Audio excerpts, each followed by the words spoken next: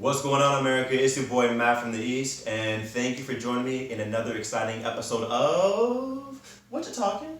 I'm your host, Matt from the East. Thank you so much for being here today. So, without further ado, today's story is on a time in which I almost sunk to my death and Sterling almost drowned to his death, all within a time frame of 10 minutes. It was kind of scary. Let me tell you all about it. The year was 2014. Myself, Sterling, and an unnamed third addition to the group. We were all walking in Ripon, California.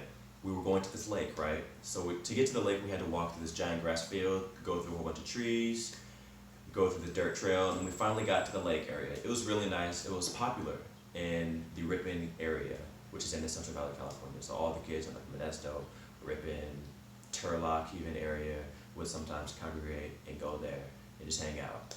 It had a little mini beach. It was cool. It was cool. Sterling, myself, and the other person were unaware that it had rained the day before. But that didn't stop us, of course not. You know, the water's still there. The sun is shining today. What does it matter about what happened yesterday, right? Wrong. I'm going to get to that later.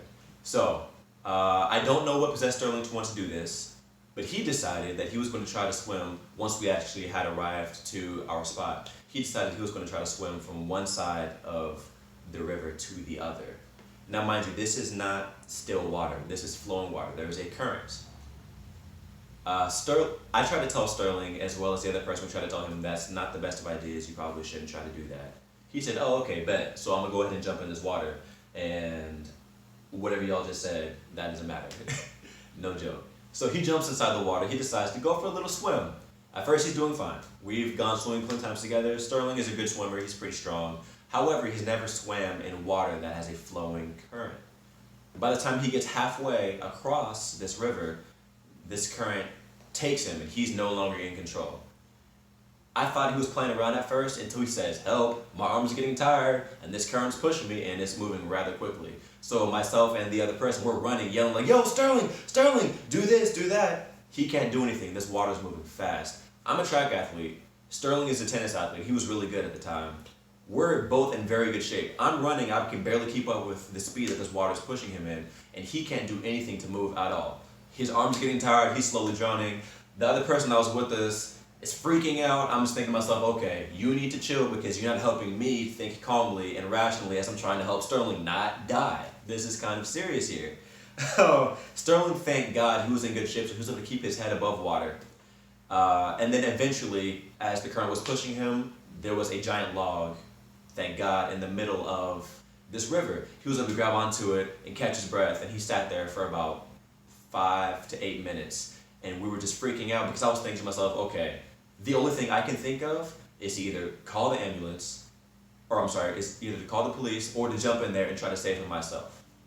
I'm also a good swimmer, however, if I jump out there and try to save him, more than likely we're both just going to be stuck there and we're drowned. So what can we do? Thankfully, the current at some point after like maybe 35, 40 minutes of Sterling sitting in there, this water's freezing, mind you, he starts talking about his legs going numb, his arm starts to go numb, but once things slow down, he's able to swim about a quarter back towards where we're at. And by then, I was able to grab this giant stick and throw it out there, and I was able to pull him back in. That was very scary. He almost died. He did not want me to call the police for reasons and to help him out. But long story short, it was kind of crazy. I thought at that moment, whew, thank God the craziness is over. We can just relax and enjoy our time at the lake/river, right? Wrong. We started to enjoy our time. Our time starts coming to an end. So we turn back and we're walking back. I am wearing at the time my favorite button-up shirt, some solid swimming pants, and my favorite flip-flops that I just got the day before. Nike slides, you know the deal, the cushiony ones, right? I'm walking, jumping over dirt, stepping over mud, trying to stay on the dry spots as much as I can. I take a step, and I stop and I start looking at something that I'm talking to Sterling. Literally 5 seconds goes by, I look, I can no longer see my foot. I'm pulling, I'm yanking, nothing is moving. I have stepped in sinking mud, America. Sinking mud. Didn't know it was a thing? It's absolutely a thing. If you don't know what sinking mud is, think of quicksand, but wet. Wet, muddy, dirty, nasty quicksand. All up in your toes. It's disgusting and it sucks. So my foot is stuck. I'm pulling as hard as I can. As I'm pulling as hard as I can, I slip and then my other foot slips inside there. Sterling and the other person are just walking. They think we're walking and talking still. I yell to them for help.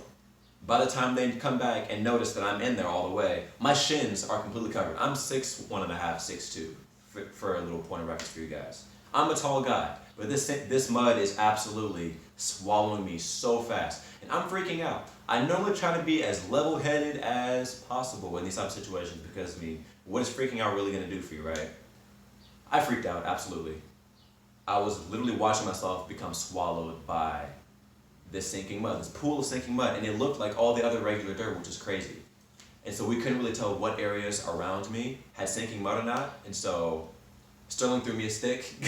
That didn't do anything because I ended up just pulling him closer towards me and he almost fell in it as well.